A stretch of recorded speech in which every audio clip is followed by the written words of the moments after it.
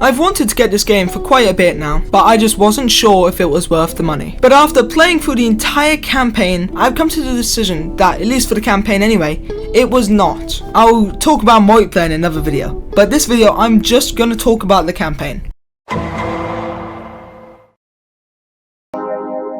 So then, if you haven't heard, this game was meant to be a DLC for Modern Warfare 2, the last one, not the older one, or the one before that. The one released in 2022, and for some reason, I'm not going to go into detail, but they made it a full game. Personally, I think it would have sold better as the DLC, because zombies and extra campaign sounds like a lot of fun, but for some reason, they decided to make it a full game and charge it at the full price. Now then, I know I've made a joke in a previous video before about this, which I will put up at the top of the screen, but it is basically just a £60 DLC, and I spent that £60 because I got some money recently. I'm not telling you where, because you don't deserve to know. I'll talk about why I think it's overpriced later, but most of the assets, weapons, and maps used in this game is mainly just from other Call of Duty games that they've made, which I think is kind of cheap, not gonna lie. Bravo 6, going dark.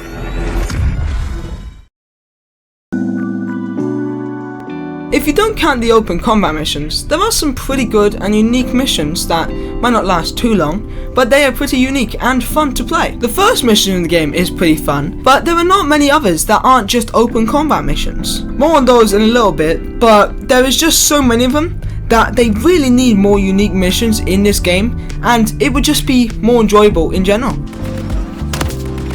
The leg is dead. Does that make sense? Because as we all know, shooting people in the leg means that they die. And a lot of the cutscenes do look pretty photorealistic, not even gonna lie, they look really good.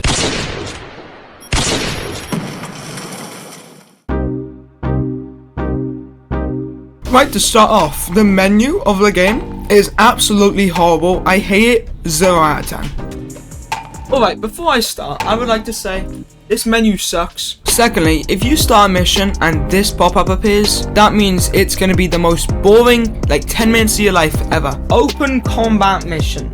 It's a cheap way to make your game longer. Run around, do random stuff, and then go back.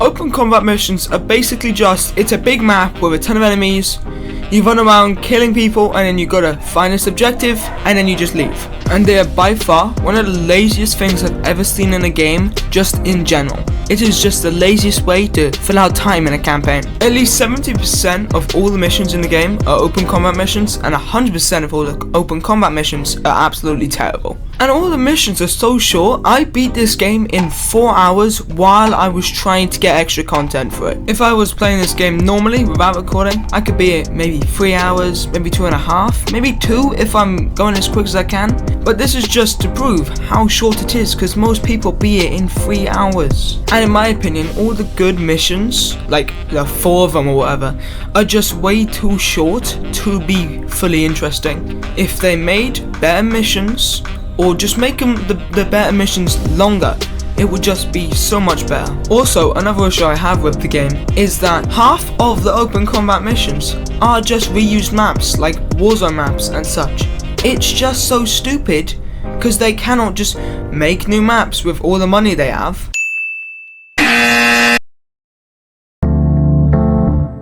Normally when I play games that have story modes, I don't play them in one session. I would just go through and like throughout several days, but I beat this game in one whole session.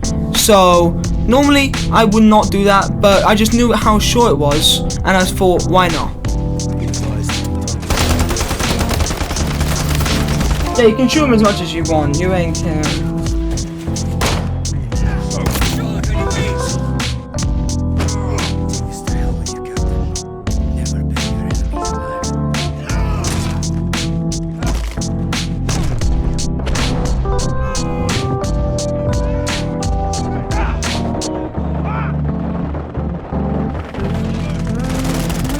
Dope just died.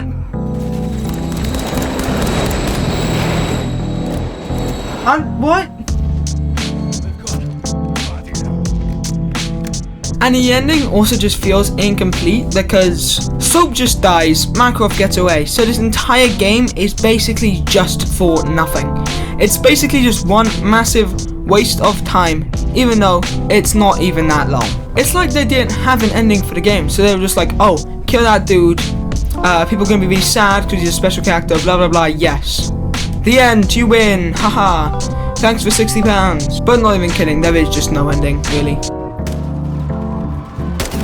So these guys can kill civilians, but not me? That doesn't seem very fair.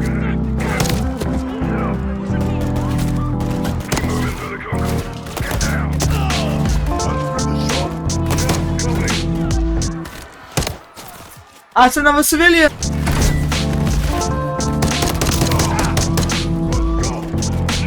Let's go. Out the way. Out the way, man!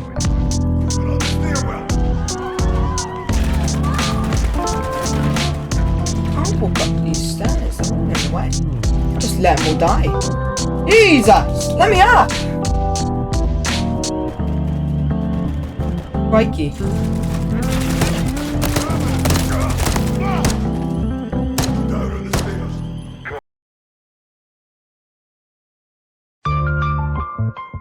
Do I regret buying this game is a question that I personally cannot answer until I've used it for at least a couple weeks. But if I'm just talking about the campaign, then obviously I do. The campaign honestly was like a 3 out of 10.